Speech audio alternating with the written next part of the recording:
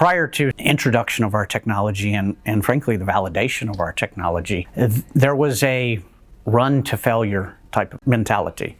And that mentality meant that there was substantial amount of uncertainty.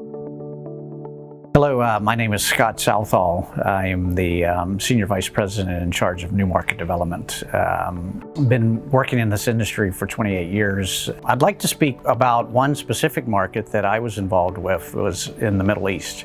There was a run to failure type of mentality.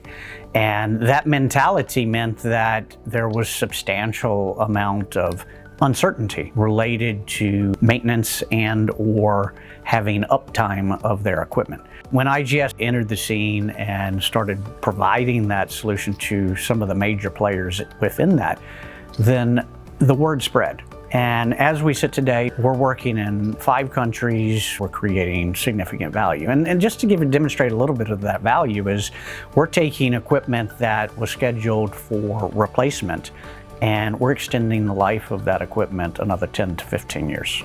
We're taking equipment that had forced outages where they had to take their units down, and we're actually eliminating those forced outages. When you think about asset integrity, you think about predictability of your maintenance, that creates pretty significant value for our clients. And what value is that? One is being able to schedule a spend on what you're going to do with the equipment.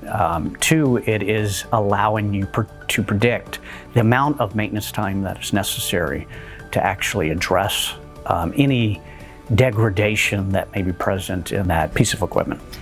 And 3, it gives companies an ability to prioritize other critical activities and allocate funds that perhaps were reserved for the unknown.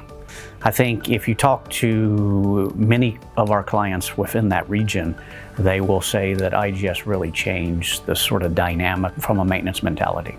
And I feel that created a lot of value.